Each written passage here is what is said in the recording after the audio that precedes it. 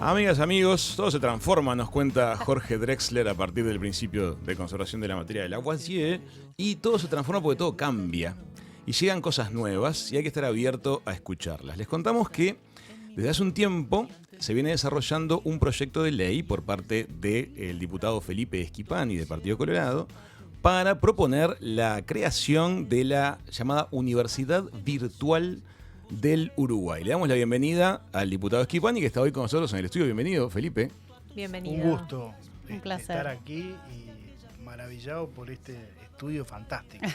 Muchas Hace más de gracias. 25 años que visito radios y nunca había visto algo así. Felicitaciones por la iniciativa. Realmente es un ambiente distinto, ¿no? Es distinto, y esa es la idea. Y nos interesan las cosas distintas, así que es el motivo por el cual sos el primer representante de la nación que está aquí en el estudio. Te quiero preguntar, Felipe, vamos a empezar bien de lo general o particular. ¿Somos los orientales tan ilustrados como valientes o como creemos? Yo creo que ya no. El sistema educativo uruguayo es un sistema que supo ser vanguardia en América Latina y yo diría en el mundo, pero ha sufrido un deterioro importante en este último tiempo. Y eso es lo que fundamenta, por ejemplo, el proceso de transformación educativa que está en marcha a nivel de la educación obligatoria, o sea, la inicial, la primaria y la secundaria. Lo que hoy nos convoca es otra cosa. Nosotros hace un par de días presentamos junto a Claudio Rama un proyecto de ley para crear una universidad virtual pública y gratuita en el Uruguay, partiendo de la base de otro presupuesto que es realmente también preocupante para la educación del Uruguay. Somos de los países de América Latina que menos universitarios tiene. ¿Cómo que somos el país que tiene menos universitarios? En proporción naturalmente a la población. Pero junto a Honduras somos de los que menos graduados universitarios tenemos. Fíjate tú, de cada 10.000 habitantes, Uruguay tiene 34 graduados universitarios por año. Honduras tiene 25, tiene un poco menos que nosotros, pero Chile tiene 119, Costa Rica tiene 100, Ecuador 83, y podríamos seguir, Panamá 65, Colombia 77, Brasil 60, Argentina tiene 55. Este es un drama nacional, ¿no? Entonces, Es un dato muy poco mencionado este. sí, es un dato que no se conoce. Estamos hablando de educación terciaria. Educación terciaria. Perfecto. En este país se discute mucho de educación, pero no se discute de educación terciaria, universitaria. Y esto, desde nuestra perspectiva, se justifica por diferentes razones. Hay distintas brechas, distintas barreras que impiden que muchas personas en este país accedan a la educación terciaria.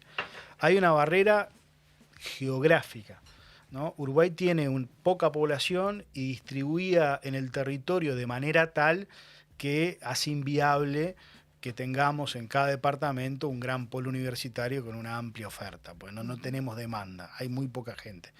Entonces, lo que ocurre es que muchas personas en el interior terminan el liceo y tienen que trabajar, porque tienen que colaborar con la manutención de su familia y no tienen la disponibilidad para hacer 100, 200 o tener que venir a Montevideo a estudiar.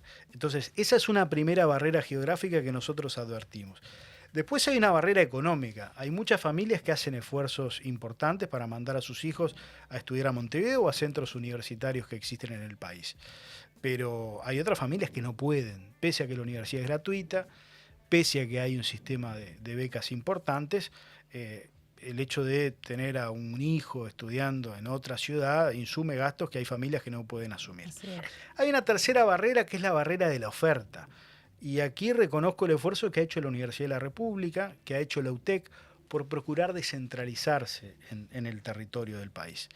Pero la oferta sigue siendo limitada, ¿no? Maldonado ha sido un departamento que ha tenido un desarrollo importante.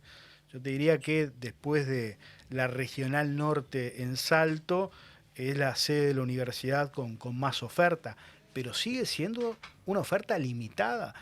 Si yo quiero estudiar determinadas carreras, voy a tener que terminar en Montevideo. Entonces, hay mucha gente que si bien tiene un centro universitario cerca, la oferta no le es tentadora. Por ejemplo, yo hablaba con gente de Tacuarembó, bueno, ahí tienen para estudiar temas vinculados a la forestación, Pero bueno, no todo el mundo tiene vocación Claro. por esos temas. Ese es el tercer problema. Y hay un cuarto problema que lo vivimos todos en nuestras vidas, que hace a que las familias tienen sus dinámicas. Las familias tienen que hacerse cargo de sus hijos, tienen que trabajar todo el día, tienen que llevarlos de mañana a la escuela, irlos a buscar, encargarse de sus cuidados, hacer los deberes, darles de comer, dormirlos. No hay tiempo material muchas veces para presencialmente ir a la facultad, aunque la tenga en la esquina de mi casa. Entonces, la universidad virtual lo que ofrece es flexibilidad. No se trata de nosotros adaptarnos a los tiempos de la universidad, que nos fija un día, una hora y nos dice qué es lo que podemos estudiar, sino que la universidad se adapte a nuestros tiempos y que de repente yo un fin de semana pueda dedicarle todo un domingo a estudiar, a meterme en las plataformas, a mirar las clases virtuales, a interactuar en foros con compañeros. Bueno, y esa forma de formación es igualmente válida. Entonces, esa es la justificación de la propuesta, dar oportunidades, ¿no?, a todos los uruguayos, porque hoy nacer en Montevideo y nacer en Menafra, en el departamento de Río Negro, son situaciones distintas para alguien que aspira a seguir los estudios universitarios, y lo que se trata es de dar igualdad de oportunidades y bueno, y contribuir al desarrollo nacional, porque está absolutamente comprobado, está estudiado, que cuantos más universitarios tiene un país, más conocimiento aportan, más riqueza generan y más desarrollo nacional también.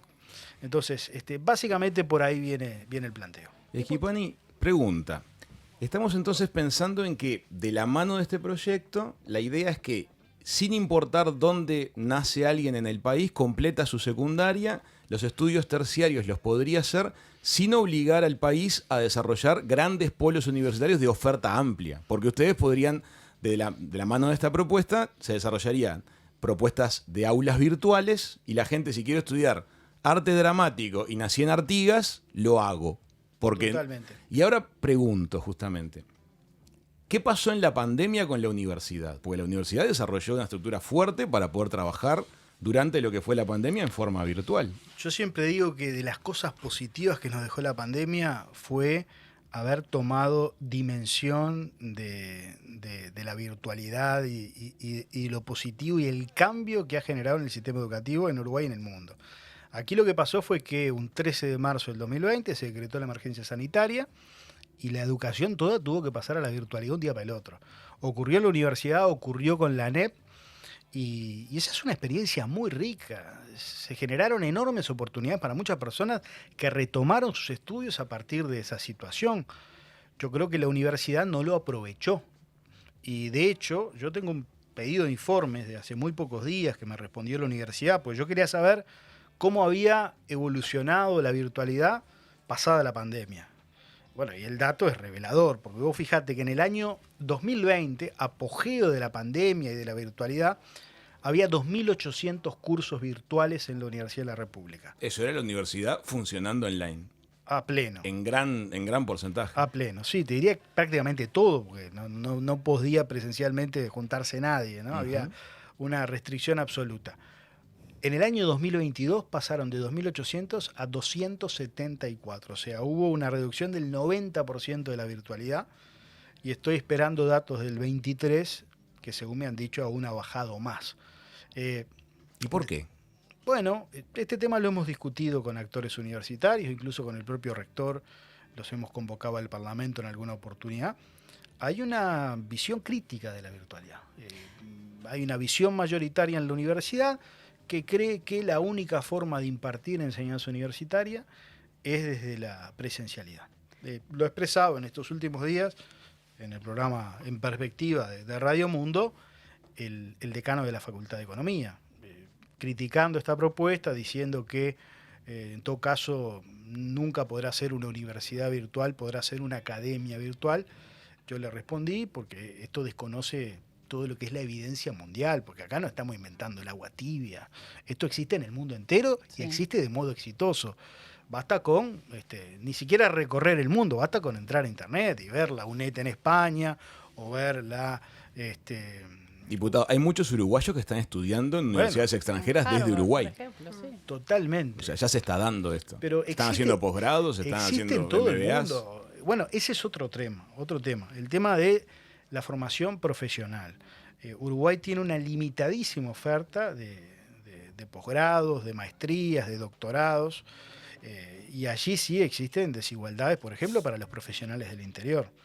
Es muy difícil, yo soy abogado, para colegas del interior del país, hacer cursos de posgrados, de maestrías, porque no existen virtualmente. O sea, pueden formarse los abogados de Montevideo, por ejemplo.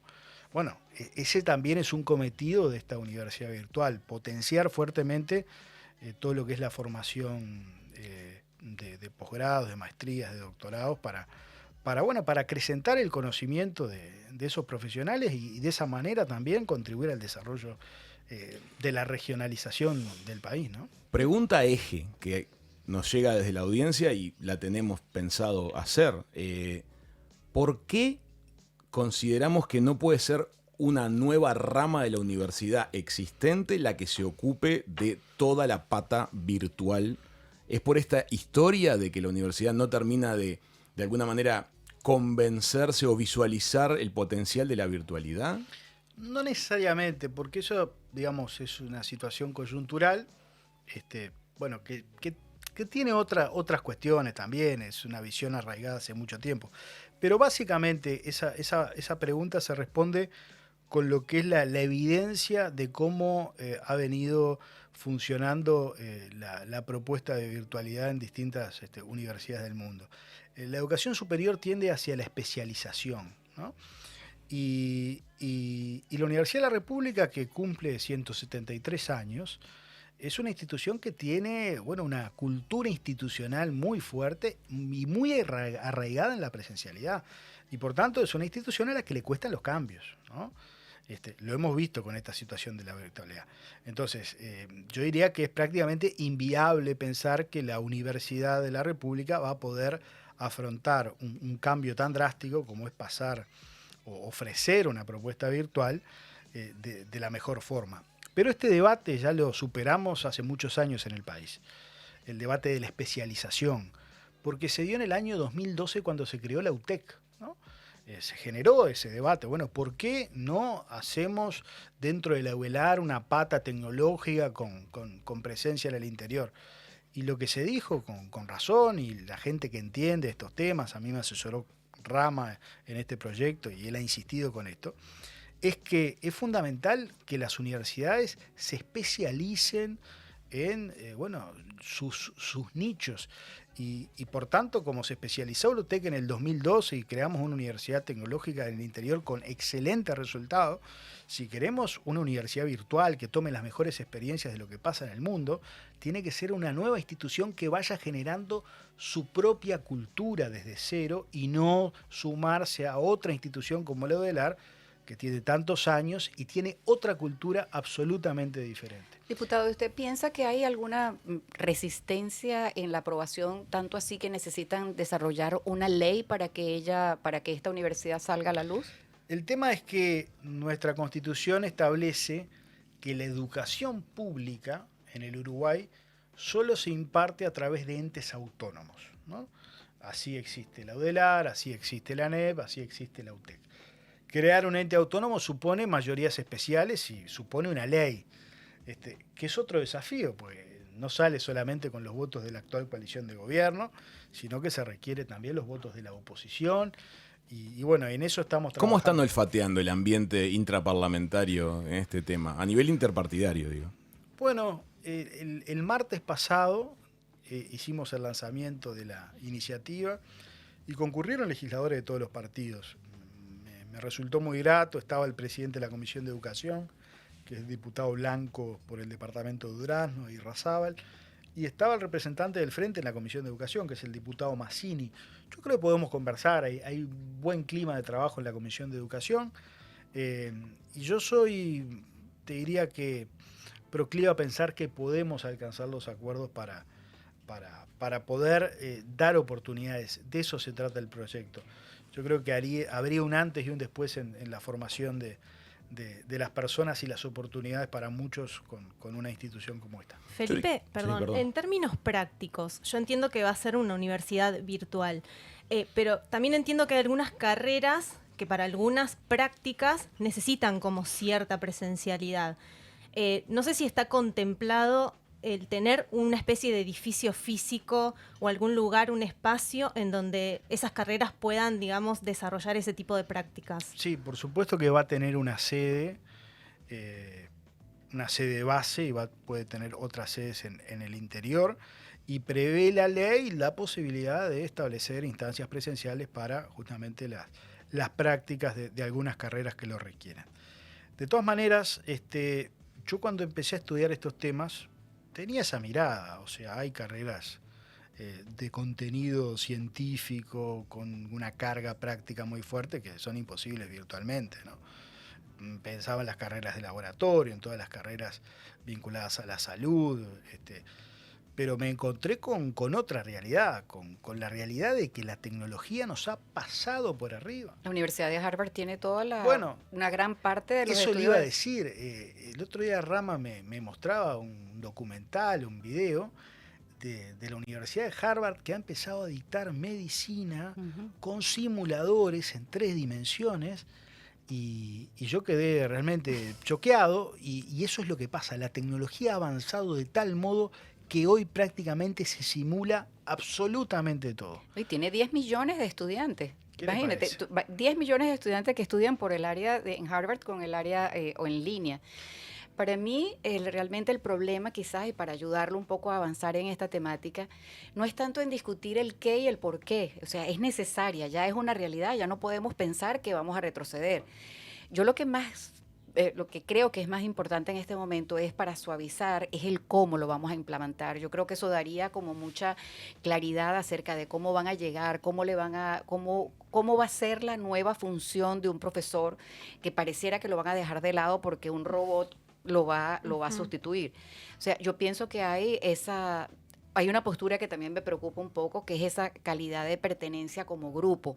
Tal cual. Si tú tuviste la oportunidad de ir al exterior a estudiar y pasearte por algunas universidades, ese placer es infinito. Eso es algo que no lo repite ninguna virtualidad. Pero también te pones a pensar de que existían desde 1800 y tanto la educación a distancia, a través de los correos físicos que te llegaban al material escrito, unos PDF unos documentos que la gente leía y luego presentaba sus exámenes para certificarse. Pienso que hoy en día a lo mejor hay un poco de resistencia porque la gente piensa que hay como un deterioro de la calidad de la certificación. Y yo creo que eso es una parte importante que ustedes están previendo. Totalmente, y la experiencia internacional indica que no es así, reitero. Hemos estudiado ejemplos del mundo entero, ejemplos del primer mundo, como puede ser la UNED en España, o como puede ser la Open University de Reino Unido, pero ejemplos de nuestro continente, ¿no? Porque en Colombia hay universidades virtuales públicas muy exitosas, y vamos a la matrícula. A ver, yo el otro día repasaba una estadística que me llamó la atención también. El 30% de los egresados universitarios del Brasil son de carreras 100% virtuales. El 30%. 30%. Y me explicaban que Lula, mientras gobernó, bueno, advirtiendo esa fenomenal desigualdad que había en muchos lugares de Brasil para acceder a la educación terciaria, potenció fenomenalmente la educación virtual. De Argentina, el 10% son de carreras 100% virtuales, de Chile el 9,59%. Y en el aspecto cualitativo. De Colombia el 20%, de México el 17%, de Uruguay el 0%. O sea, lo que se trata, pues yo discrepo con el que acá en Uruguay se está discutiendo. Pues hay gente que está convencida que esto es inviable, o sea, que esto no es realizable, y hay algunas voces que se han levantado en los últimos días muy críticas. O sea, el que todavía es una discusión que tenemos que dar para pasar a lo otro, a lo que tú decís, a la implementación y bueno, y a dar oportunidades, porque yo entiendo que la educación presencial tiene quizás otro valor, ¿no? Yo fui universitario y fui activo universitario, porque no solo estudié, sino que milité mucho en la universidad, fui claustrista, consejero, como estudiante, como egresado, y sé que también fuera de las aulas se va generando una comunidad y el ser universitario también pasa por ese tránsito. Creo que eso no lo niega nadie. Perfecto, pero hay gente que no puede llegar Así a es. eso. Claro, Entonces, hay de que lo que se entender esa trata acá realidad. es de dar opciones. Exacto. Esto no es contra la No va a universidad anular, de la van a República, convivir. no es contra la presencialidad, es complementaria. Es que una Exacto. persona Ya que está tenemos. a 10, a no sé cuántos miles de kilómetros de distancia de la capital, si no le das esa oportunidad, jamás en la vida va a llegar, nunca va a tener la oportunidad de ¿Cuánta superarse. gente conocemos que inició carrera universitaria y abandonó? Bueno, Por sí. distancia, por dineros, por problemas gremiales de la universidad que lo desmotivaron, que eso a veces provoca pasajes a universidades privadas o abandono directo de carrera. ¿Qué porcentaje tenemos hoy de deserción en la Universidad de la República? Es una deserción alta. Yo no tengo exactamente los datos, pero más o menos en la universidad ingresan unas 25.000 personas por año y egresan 8. Ah, bueno. O sea que te da la pauta de que hay en el camino una deserción bien importante, lo que nos debe hacer reflexionar. Yo diría que esta es una iniciativa para el Uruguay novedosa que está generando afortunadamente, y eso es lo que es profeso, nosotros queremos que se discuta el tema, pero a ver, lo obvio no se puede negar, el mundo va hacia eso y la realidad nos va a pasar por arriba. No podemos seguir arraigados a Porque es que vacas sagradas. Es que si no la persona, esta persona que está en las zonas rurales, si tú no le das una oferta local que sea confiable para ellos, van a buscarla en las universidades en España, en Colombia, en Brasil. Ya está pasando. Ya está pasando y estás dejando de aprovechar una oportunidad de un talento local. Y hay mucha gente que no la va a buscar porque no tiene forma, no tiene los recursos para hacerlo. Ese es otro tema. Pensemos en Claro, todas muchas- estas universidades extranjeras en Son las que estamos pagas. son pagas. En cambio, lo que Esto propone sería esto es que sea una público. universidad virtual pública. Entonces, de pública y acceso gratuita. y gratuita. Entonces, estamos también yendo acorde con el concepto constitucional de que la educación sea un derecho. Que en Uruguay lo tenemos, por Exacto. suerte. Hay miles de países que no lo tienen.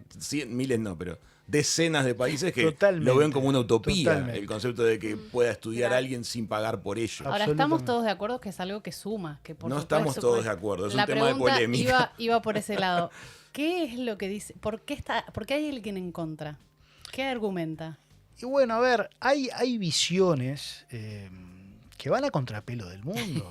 Yo Arcaica. diría que las No, pero visiones... miren que hay gente que Sí. tiene peso al respecto. Yo escuché la Por entrevista eso. que usted dice, diputado, y la argumentación del hombre era muy vehemente. Yo entiendo que su punto de vista era más acorde a lo que sería una visión más de statu quo, y seguramente aquí en el programa tengamos una contraparte opinando al respecto, pero hay puntos de vista al respecto. Sobre todo creo que el ataque va por el lado cualitativo.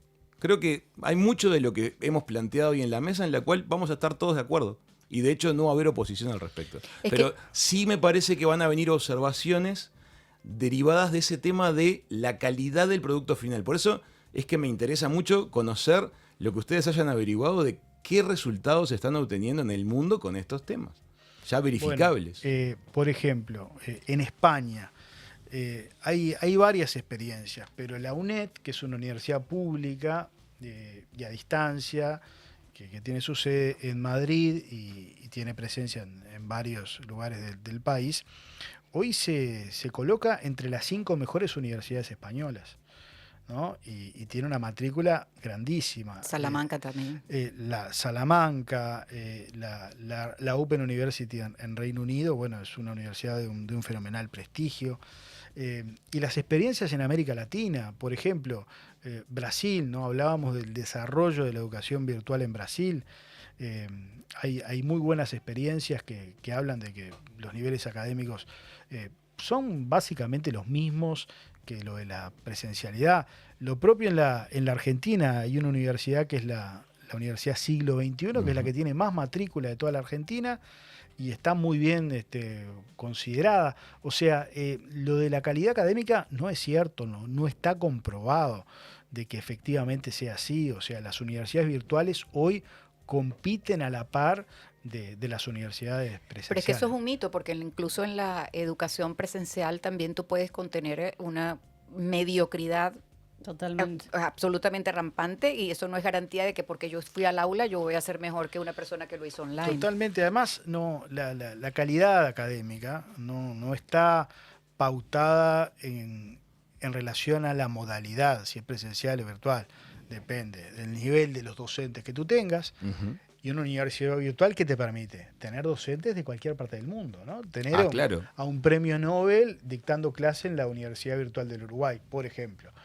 Depende de... Claro, de hecho hay invitaciones que muchas veces se cursan y los docentes internacionales no vienen, sino que de hecho participan en forma virtual. En este caso estaríamos un docente de cualquier parte del mundo que le está dando su hora de clase a alguien que está en cualquier punto del territorio. Es bastante razonable, pero como decíamos, creo que hay mucha gente que va a estar de acuerdo en toda la iniciativa. Me parece que las disociaciones van a venir por el lado de si crear un instituto diferente de la universidad preexistente, que ahí va a haber polémica, y seguramente también haya polémica en el aspecto cualitativo, porque el paradigma que mencionabas tú, Isabel, está todavía activo, aunque haya pruebas o se demostrara que en otros países ya se puso a rodar de otra forma.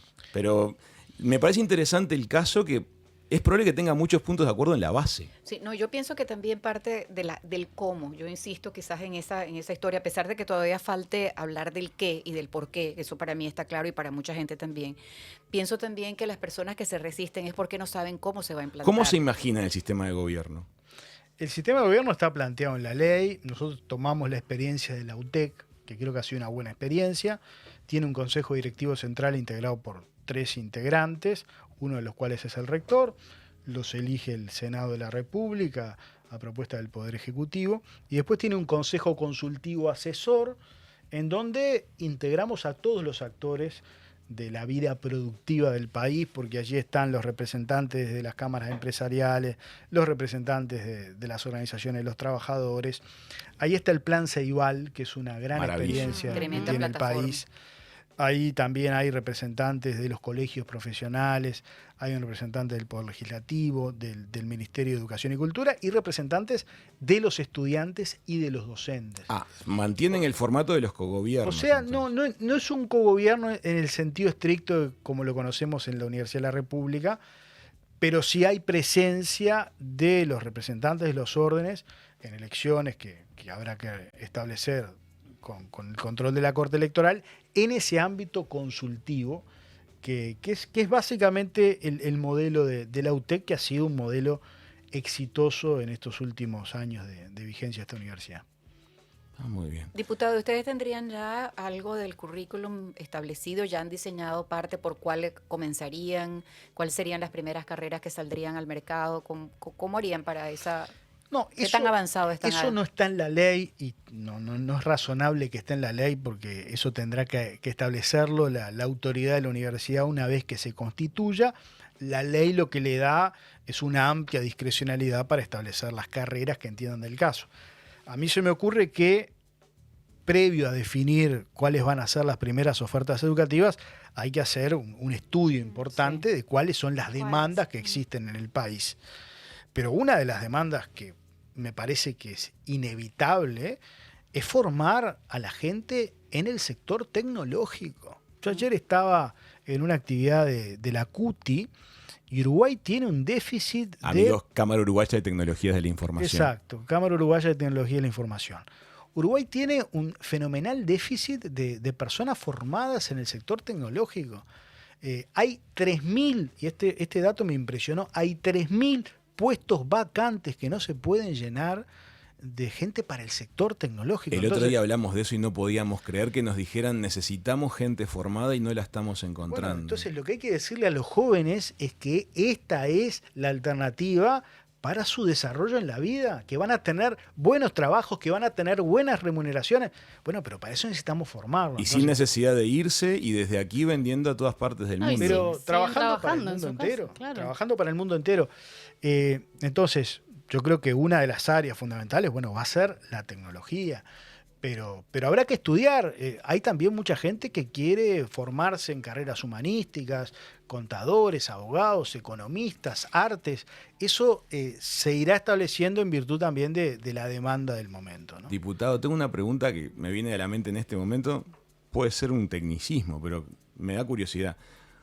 Un ciudadano uruguayo, una ciudadana uruguaya que vive en el extranjero, con título ya uruguayo, de la Universidad Uruguaya, ¿podría hacer posgrados por la Universidad Uruguaya viviendo en el extranjero, por ejemplo? Totalmente. Sí, obvio. O sea, se entiende la pregunta, ¿no? Sí, perfecto. Es más, es bueno aclararlo. Un arquitecto uruguayo trabaja en España y quiere hacer un posgrado.